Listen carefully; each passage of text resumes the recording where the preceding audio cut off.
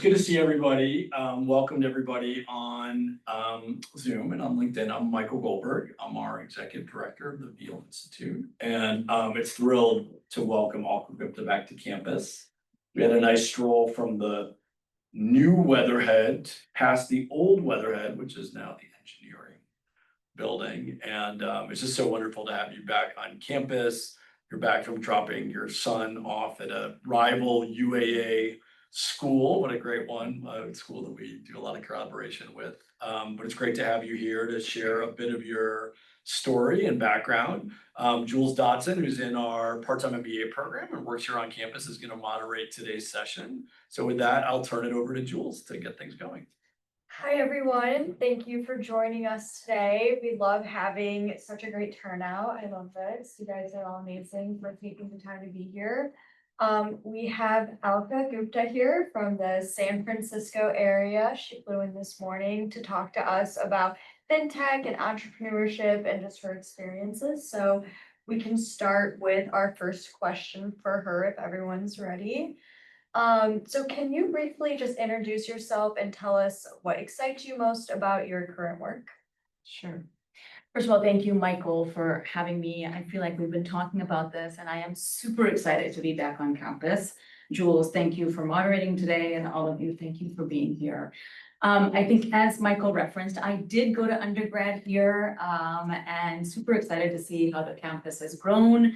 When I went here, I'm dating myself, but yes, I was in the old Weatherhead. So everything you have here is brand new for me. And all I can say is, man, I wish I was a student now. I am so envious of your guys' experience. So again, thank you for having me. Jules, I now primarily do a couple things. I do venture investing in entrepreneurial companies, primarily in the Fintech, RegTech, or regulation technology, compliance, cybersecurity, and e-commerce spaces. It is a phenomenal time to be involved in these spaces.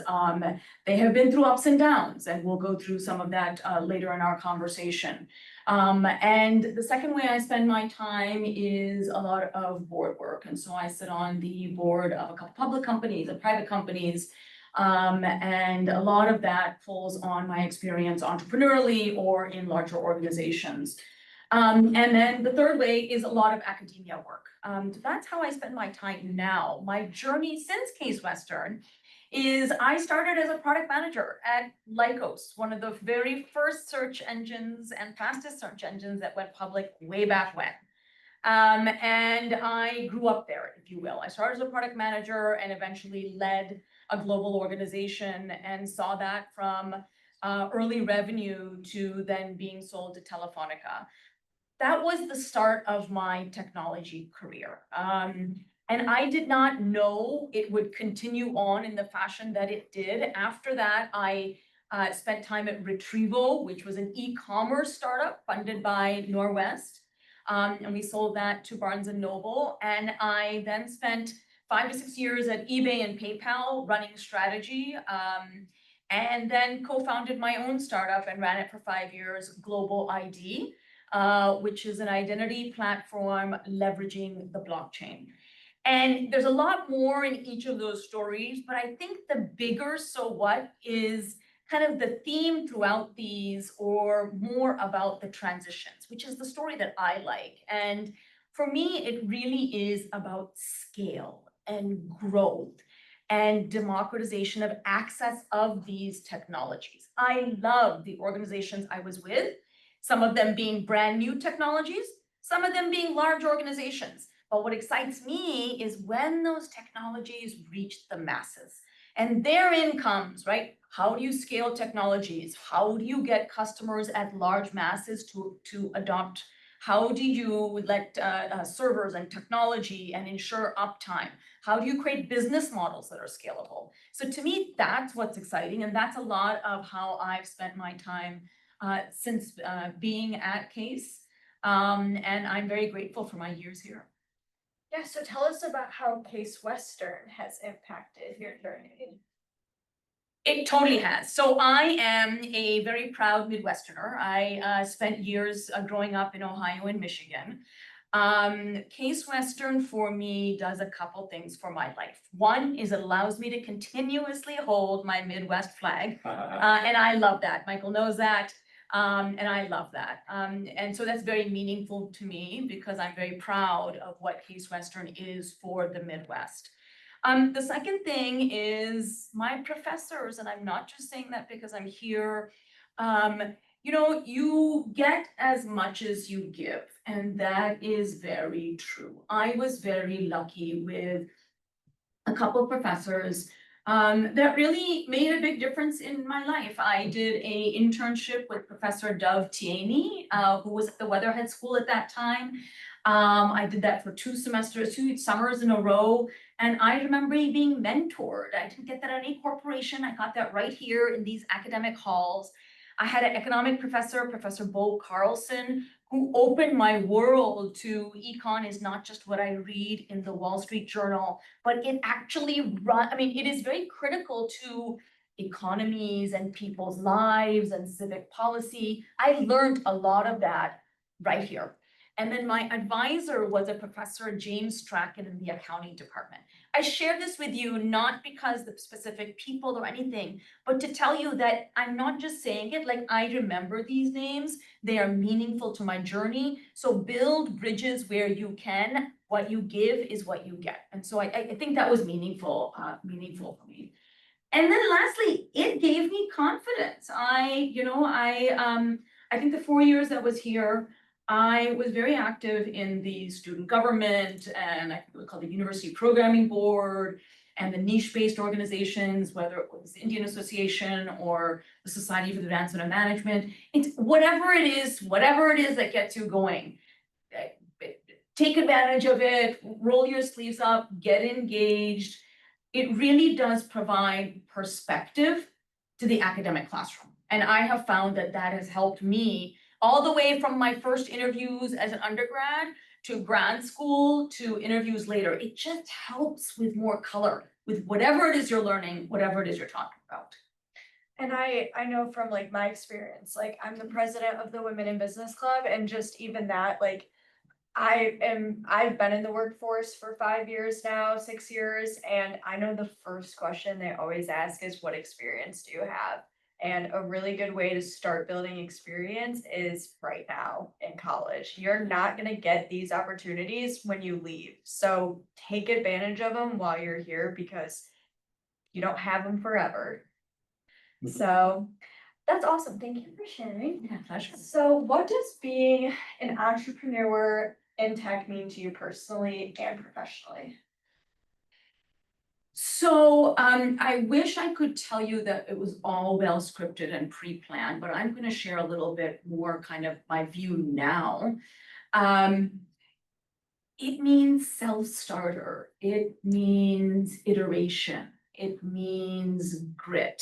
It means being confident and being okay being alone and knowing how to build a team and get people to follow, lead, collaborate, all of that. It means having confidence in your idea and being able to put together not only the team and the product and the solution, but understanding that the mission you have is bigger than you, is bigger than your company, is bigger than your product. Without having that, it's really hard to have an entrepreneurial journey, right? That's long-lived, does the exponential change that you want, et cetera. No, don't get me wrong. Yes, when I started, I don't think I had all those bigger visions. I didn't know those were important. I think retrospectively, I think later we talk about this, so I might weave some of our earlier conversation in, but we talk about, what's important, what have you learned, et cetera. And this idea of solving a problem that's bigger than you, I think really helps entrepreneurial journeys. It pegs yourself and your solutions into a bigger problem. That helps. It helps with fundraising, it helps with vision, and it actually helps pivot your roadmap, because when you know where you're going, the pivots, as long as they're in the same direction, become a little bit more easier. You know when you've pivoted too far if you're not still solving the same problem.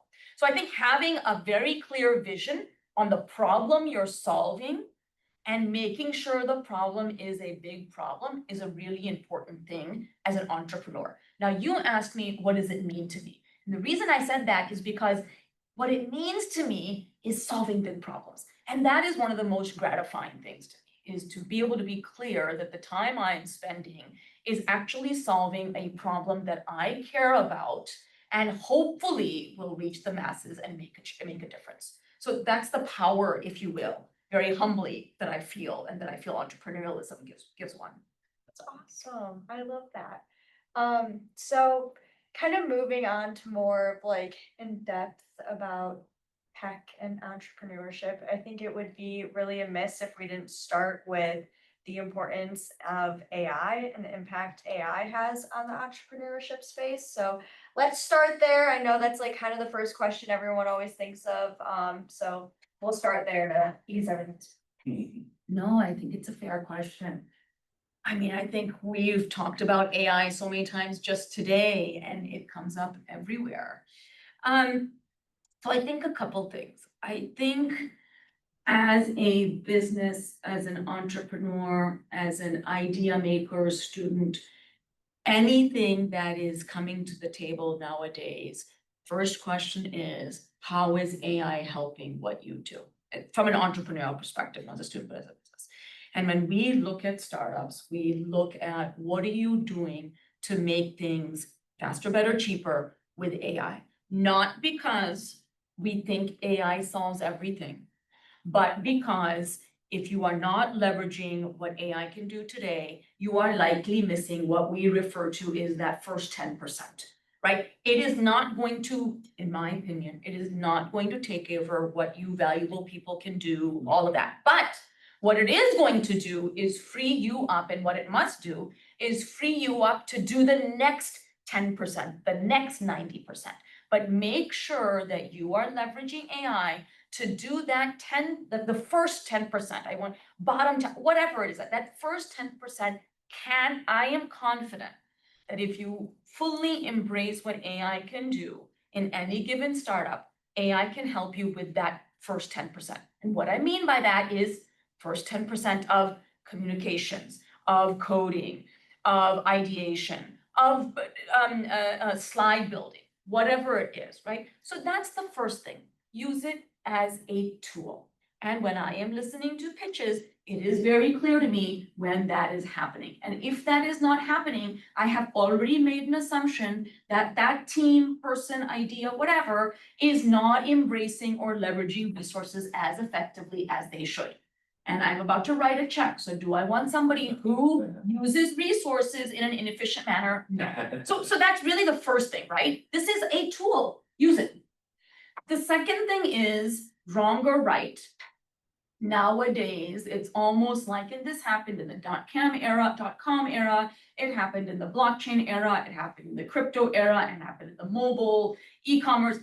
If it doesn't have an AI component, I mean, people say add .ai to any startup and the valuation is 10x, right? And that's happened we've seen this pattern before, and it'll continue to be there for a little bit.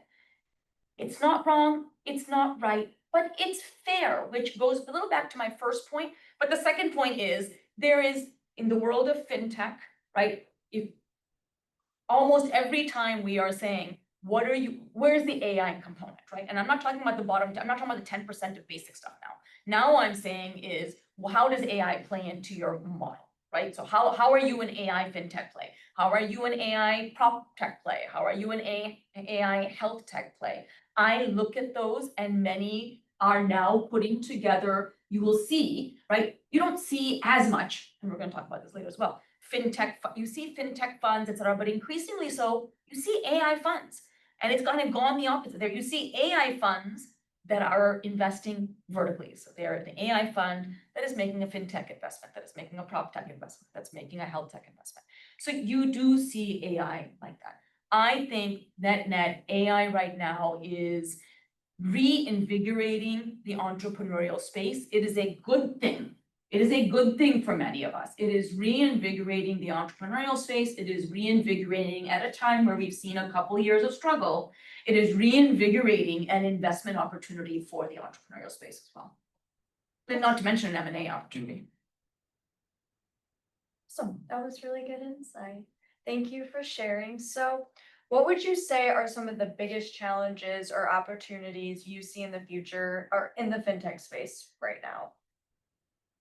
Um, so look, I think fintech, health tech, industries that are regulated always have a challenge for regulation to keep up or, make innovation happen faster. In fintech, right, we have struggled for years on what is the right balance of the guardrails. We are in a unique situation right now where we are seeing more and more friendly, if you will, government-friendly fintech policies, whether that's crypto, whether that's M&A, whether that's offshoring, whether that's et cetera, right? But it will always be there, which is any fintech, the challenges we always see is how far to go, how much to push the envelope, and what does it mean from an entrepreneurial perspective if you're pushing the envelope from a regulation perspective. I say this because it's very near and dear to me. One of the companies you may recall that I said in the beginning that I had co-founded was an identity platform, and some of our initial verticals was fintech. And we were about user data, right? And the traditional banking laws always said that the user data always has to be on the premise of a bank, right? And the challenge we were trying to bring to the table was, what does that really mean? Did they really mean that the bank needs to have that data in a server underneath my chair so that I can pull out Katie's information today?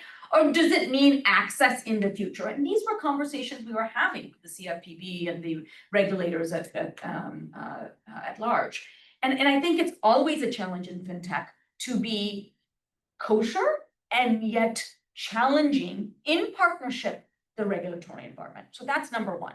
Number two, I think, is the international and global landscape. It is one of the very few industries where the US is not necessarily leading. You have regions and countries where fintech, payments infrastructure, compliance, identity, et cetera, is further along than the US. And what does that mean? What does that mean for entrepreneurship? Again, this is a deeper conversation, but at the surface level, Jules, these are some of the things that are unique to fintech entrepreneurialism, which is, do you copy what you're seeing in India or Indonesia or in Africa, or do we say, no, the innovation should be here? Like, what does that mean for entrepreneurism? It's very unique. It's a very unique industry for the US and entrepreneurialism. Here. And the third thing, right, we've been hearing this for some time is, is crypto here, not here? What does it mean? Is innovation in crypto safe, not safe? This conversation's been going on ever since the first crypto has been along, but it's very relevant to fintech today. So these are some of the areas. There's many we can speak about, but these are some of the challenges that we continue to struggle with. And talent is always an issue, right? Shortage of talent. Yeah, so it seems like you're not even just an entrepreneur, but you're also like a pioneer in like a whole new space that like we're still like developing and trying to figure out how like the best way to, like you said, regulatory stuff and how to like make sure that there is such a debate between like what is the human aspect, what is the AI aspect, and it's really cool that like you're kind of getting to shape that too, like with all the work that you guys are doing and how it's not, like you said, the US does lead a lot of like industries and kind of shows the world how to do a lot of things, but this is not one of them. So you're having to learn from so many different people, and that's probably like a very diverse and like pretty cool industry to be part of right now. I absolutely love it. Let me make two additional points and then one macro thought, which is, let me be clear, right? So, one would argue that FinTech 1.0 was very much PayPal, right? We thought we were going to be, I mean, that was the gold standard way back when. So I don't mean to say that, the US is not a pioneer in this space, but if you look at the payment rails of countries, right? US as a whole cannot today push one button and deliver digital payments to every single citizen. We couldn't do that during COVID. India could, right? South Africa could, right? And that is because of the infrastructure. Now, there are government, policy conversations to be had there. So don't get me wrong, that's a whole basket of conversation, but it is a reality from a fintech perspective. So I want to modify that slightly. I do think that today there is no question that fintech has always, not today, in the past, fintech has always been at the mercy, rightly so, of banks. Banks has been the distribution vehicle for average Tom, Dick, and Harry in our country for retail banking services. And in the early day, the only way to get consumer adoption was sit at the door of a bank and knock on that door every single day in the hopes after 1 to 2 years you would get a partnership.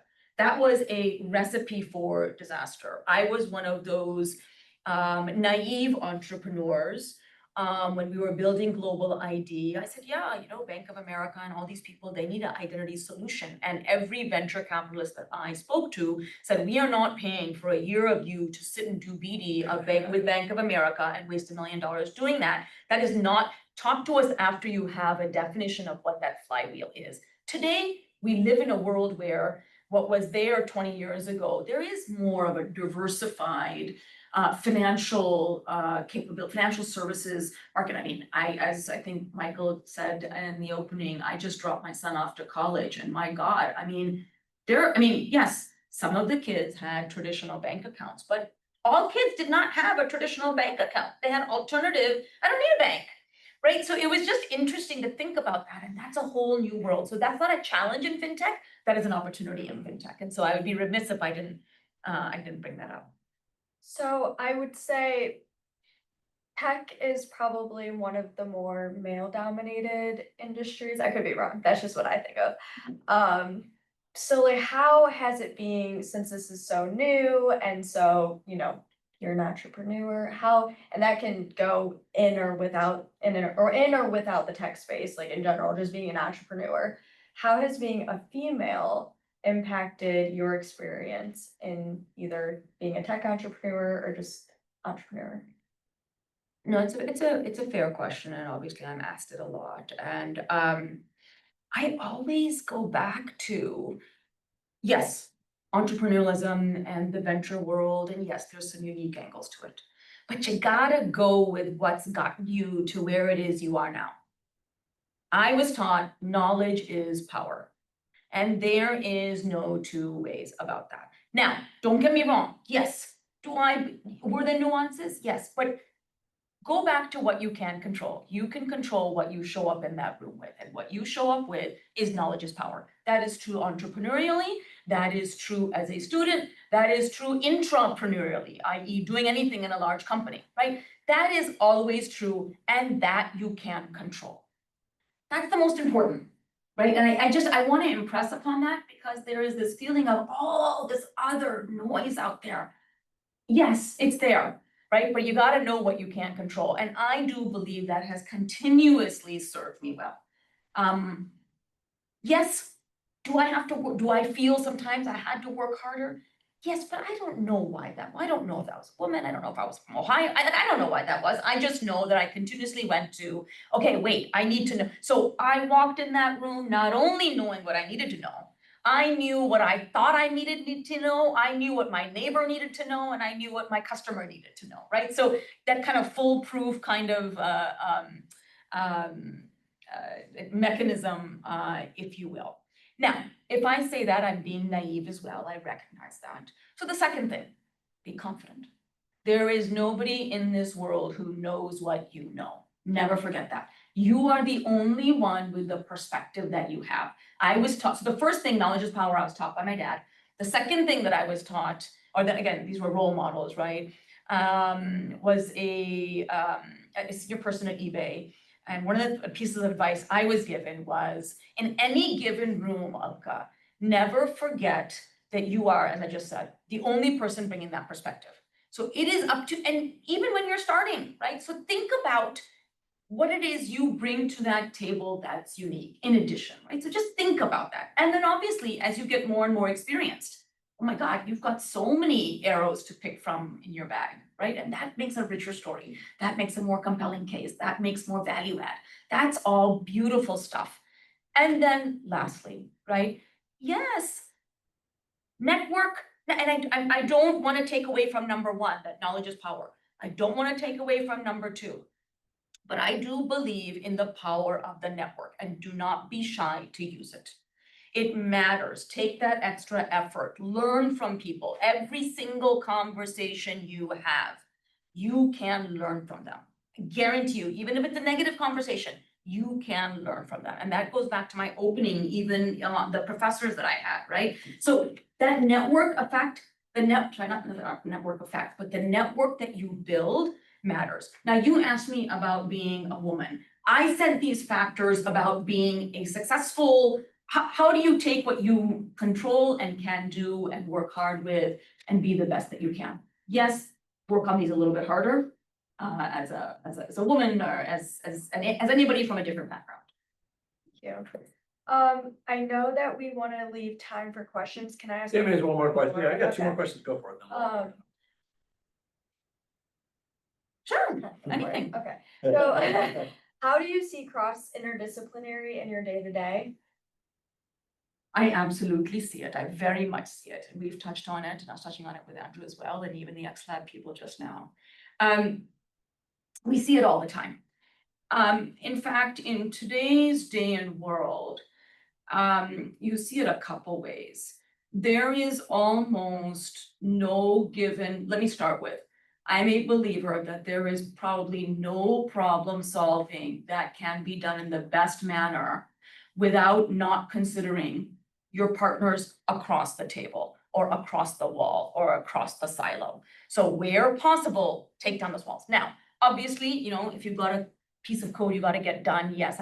But think about it, there's a design component to it, there's a talent component to it, there's a user interface component to it. So interdisciplinary is 9 times out of 10 going to create a more robust solution.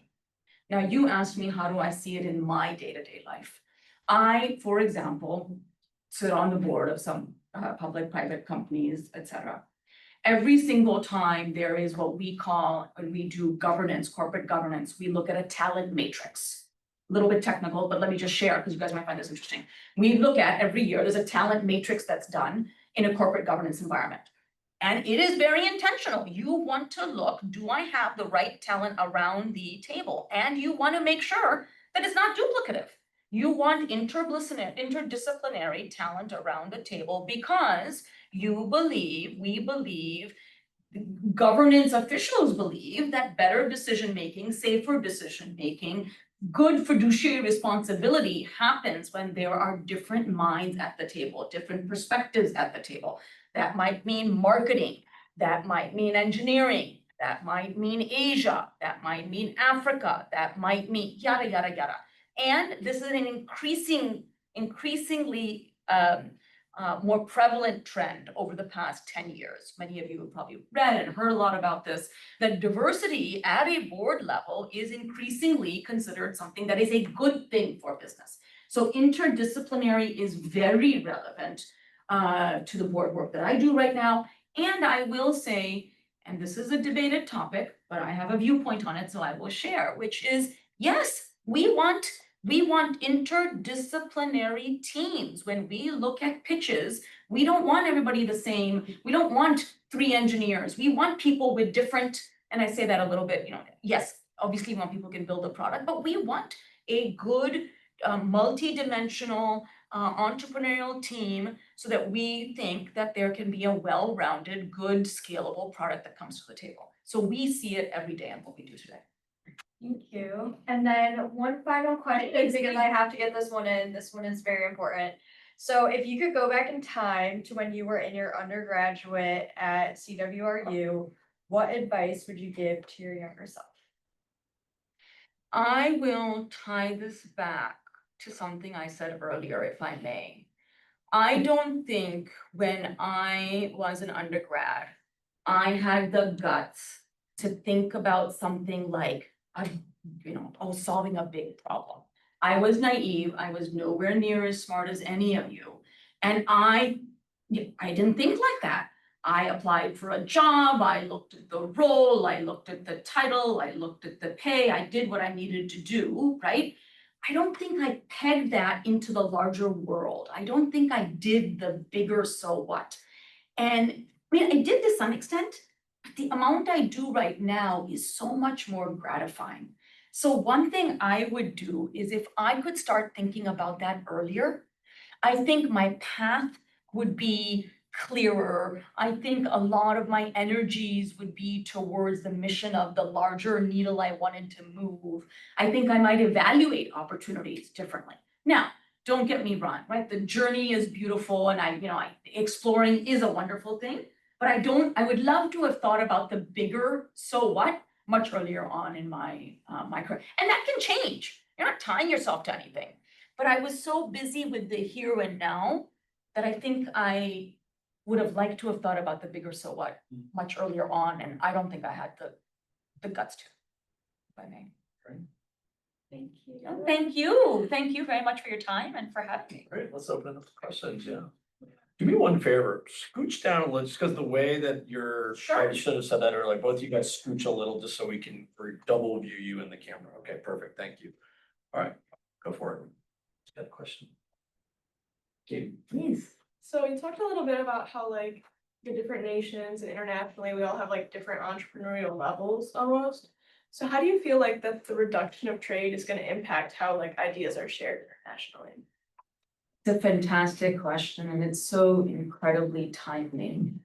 And it's happening now, right? In the sense of companies, in light of recent policy, companies are reassessing how they think about supply chain, where they think about their next factories, and where they think about their outsourcing or their offshoring.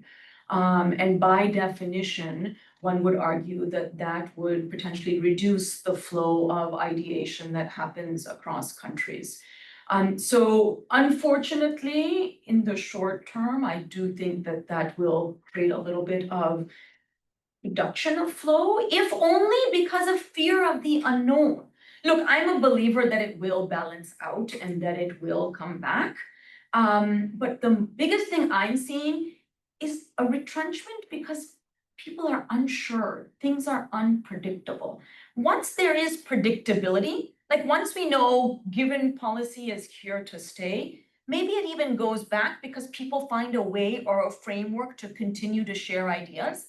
I think a lot of the retrenchment that I'm seeing, the biggest word I'm hearing, and you asked more about ideas, I'm talking not just about ideas, but trade, goods, manufacturing, whatever, is the lack of predictability has created a freeze across many other functions and things like that. So look, I think once there's a little bit more predictability, I think you'll start seeing a little bit back to a new normal, which will hopefully be a little bit more than what we're seeing right now. Right now, there's a lot of freeze.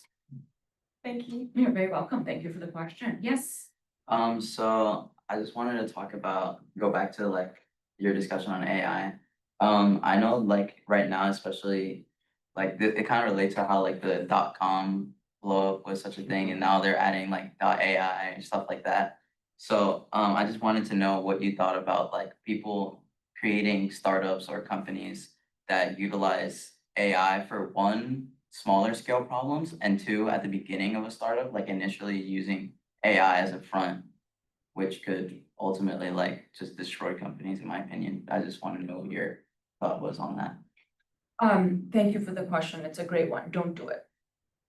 Right, so if it's just there for the window dressing, as you've alluded to as well in your question, your gut is correct.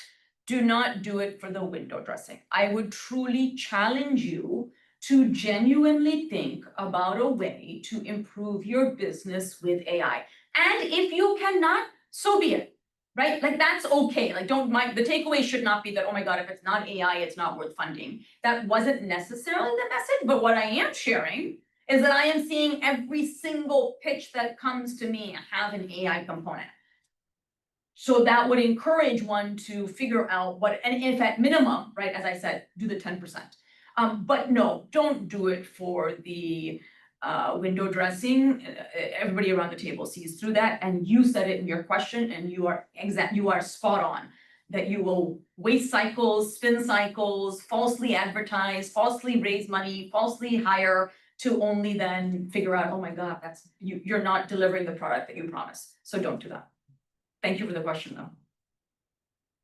I'll ask you a question about sort of the power of in-person experiences, right? So, I mean, you and I have had a similar, well, different types of jobs along the way. Most of our stuff was we graduated around the same time, kind of in person, and this group of students right now is entering a workforce that is, I mean, we've gone through, and our kids did, they went through COVID. Some of these jobs that they may be looking at are, you know, it's a fully remote workforce. Do you worry, whether it's for our own kids or sort of these students, about what folks may be missing out on with these virtual work experiences? And even as we think about, we're excited to welcome you to our adjunct faculty this spring and planning to bring students out to San Francisco. Obviously, it was on the trip that we did before. Like, a lot of that course is around the power of an in-person experience. I'm very curious what insights you have. Yeah, no, and we've talked about some of this, and thank you for the question. You know, I'll answer the question, and I'll open with the way I think about it, which is when I was starting off my career, right? I felt like I got an opportunity to see what it needs to look like. Organization, product, startup, venture, whatever it is, right? Like, when I started, I knew what I was looking at was, okay, a potential model. I may not like it, but I had an opportunity to see whatever it is I was working on, what it looks like when it grew up.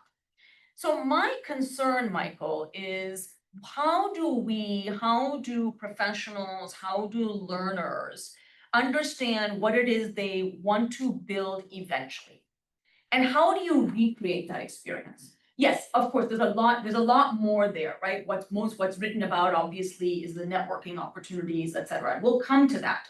But my macro point is when you're starting off in your career as a scientist, as an engineer, as a designer, as a professor, whatever it is, right?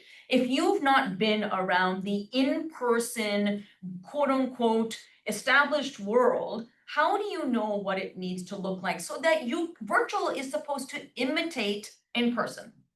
And I feel that worked when we all pivoted because we had a model that we were looking to imitate, right? We all did, think about our early Zooms, whether it was classes you all did or professional environments, early Zoom meetings when we pivoted, or virtual when we went all in 2020, many of us did icebreakers, we did breakout rooms, now Zoom has whiteboarding elements. Right? We learned how to play games. There was a virtual version of code names or whatever, right? All of us have played all of these. But for several years, we had a model that we were basing it after, and that was the in-person model. So my only question is, what are we aspiring to, right? And what is that ultimate virtual model for learning, for socializing, for playing? That is my biggest concern. Now, and again, somebody else may tell me, my son may tell me, you all may tell me, Michael may tell me that the new norm is the virtually built product. And the next generation needs to understand not how we did it in person, but how this generation is building product virtually. And that is what we need to aspire to. And that is what we need to build best of breed tools around. Right, so I'm struggling with, have we landed that? Once I have a better sense that we've landed that, I'm comfortable. From what I've seen, both entrepreneurially and large company wise, we've not perfectly nailed that because people still, okay, before we really notch, we'll do an in-person kickoff, right? Right, everybody is still doing that, right? And maybe that is the model, right? But people are still doing that before there's a massive M&A. They're still gonna meet. Before the entrepreneur, venture capitalist writing that ultimate check, they still want to meet in person before they hired. So just thinking about that, right? And so that's my challenge with that. Yes, there is the, when you're earlier on in your career, how do you meet people? How do you get the mentoring? All of that. But that goes back to, are you mimicking an online world or are you mimicking an offline world? No, my pleasure. My pleasure. I do think, it'll balance out to picking the best of both.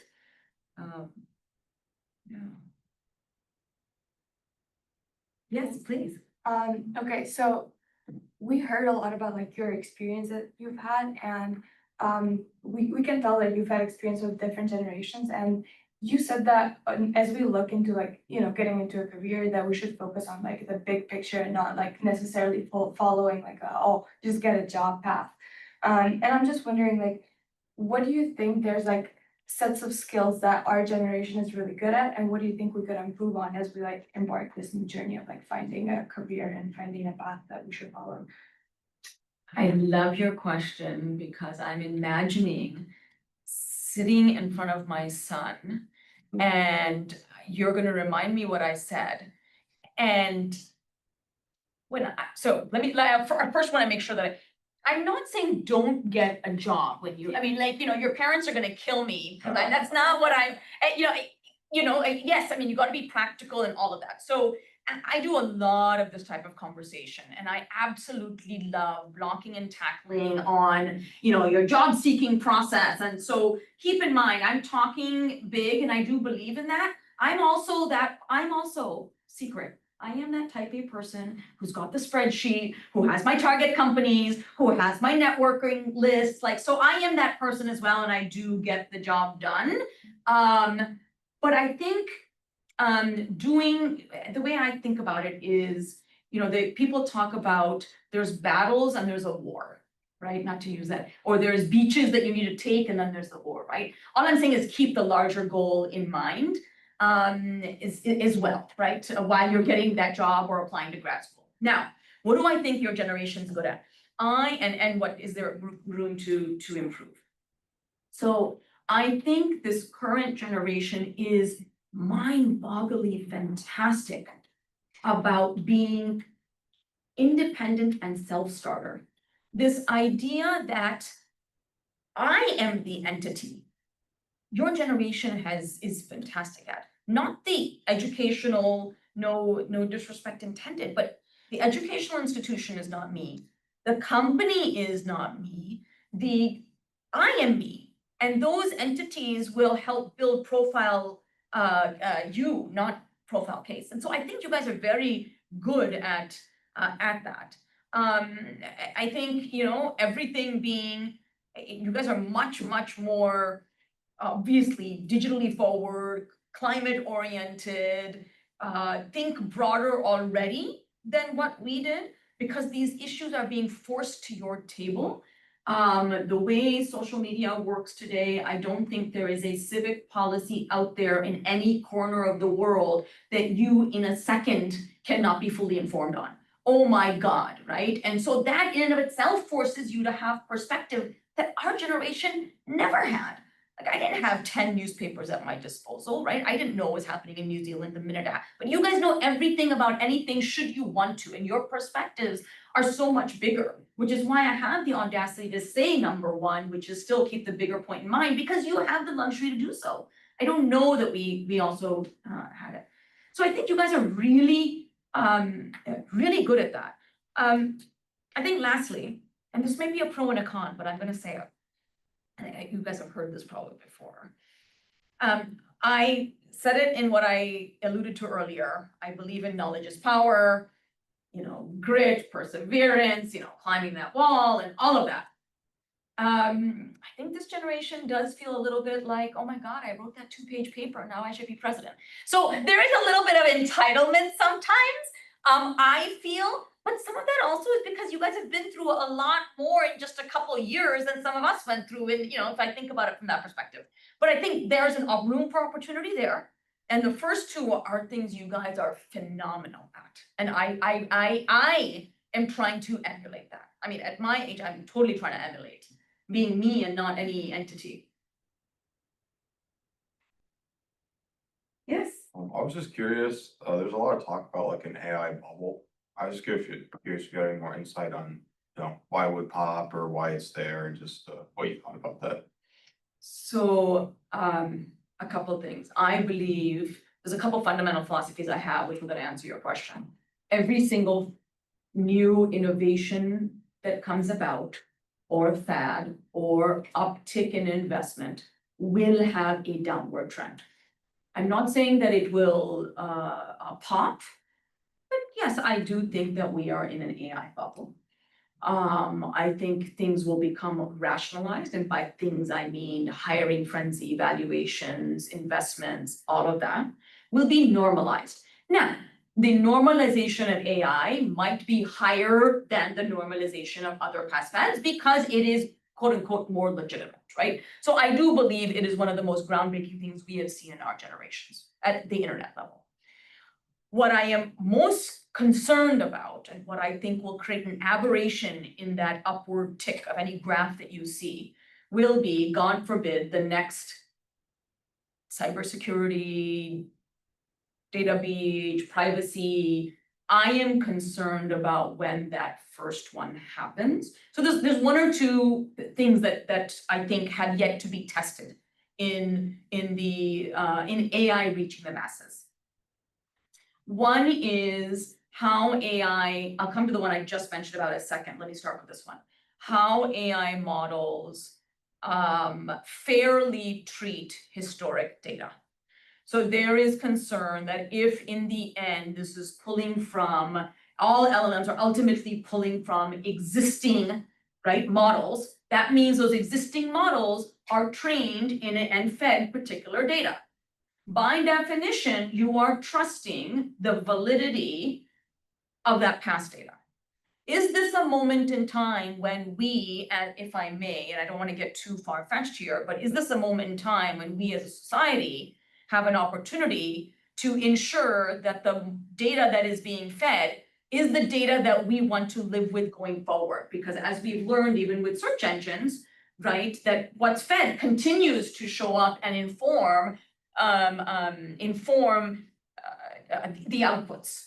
And we are seeing AI not just be information outputs, but it's almost informing decisions, right? When you see it as CS bots and customer service bots, and this morning I saw you on an AI bot as right? So all sorts, you're seeing it in, yeah, so that's coming out soon too, but I hope I didn't steal the thunder there. But so when something big there happens, I do feel we may see something that says, oh, something, I don't know what type of thing we're gonna see, but we may see an aberration of growth there when there's a realization that maybe we need to do something a little bit differently, right? Then the second thing is, right, and this is true with almost any technology, is if there is some sort of private, there's this feeling right now, no, not feeling. There is this experience right now that says private AI bots that are behind corporate walls are not, they're not taking private company data and putting it out in public search models, right? And that's true, 100% true. My concern is when that one day we have a data breach, what does that do? And so there's probably many others, but these are two instances that are high on my radar that think about what that aberration to a growth model might look like. Time for one more question. I'm gonna ask the last one, Jules. Yeah. So this one's kind of fun. Yeah, go for it. What book, podcast, or person has influenced your thinking recently?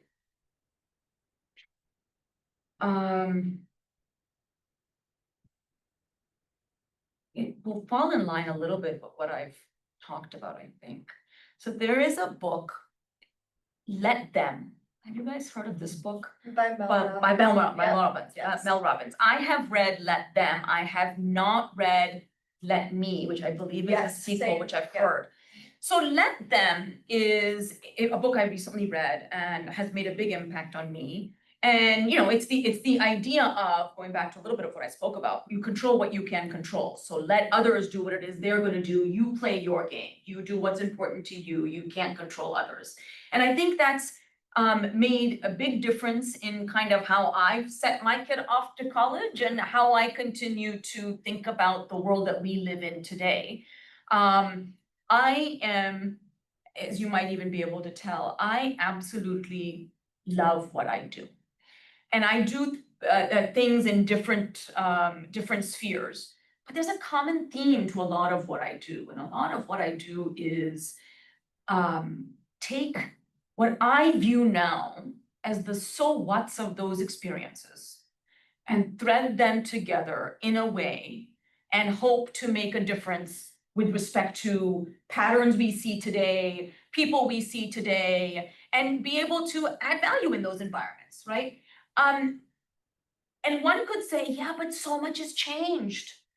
But yeah, this is happening or that is happening. And one of the things I have continuously found is if you focus on what it is you know, what it is you can control, yes, be well informed. Yes, all that data you all have access to, all those global phenomenons, you all have, be informed.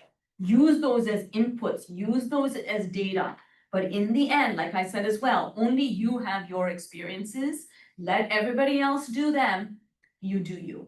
So that's been kind of just solidified a lot of what I believe and how I kind of try to behave. I've also read that book and it's amazing, so I highly suggest that as well. Well, Jules, thank you so much for moderating. It's always fun to put our students in the middle of all this, so you did a great job. Alka, thanks for coming back to campus. It's been wonderful spending time with you today. I'm looking forward, as I mentioned, Alka's gonna lead a class for us in the spring that really leverages her work experience, her network, and a lot of the ideas that you shared today. So we're so thrilled to be able to co-create that with you, and looking forward to it. We have another event tomorrow, same room, different time. So at 1 o'clock tomorrow, Gina Gibney, who's a arts entrepreneur. She's a graduate of CWRU dance undergrad and started her own dance company. So we'll be sharing that experience with us tomorrow here at 1 o'clock. And check our website for other events coming up. So thanks everybody for coming. Thanks everybody for joining online, and we'll see you all soon. Thank you very Thank much. you.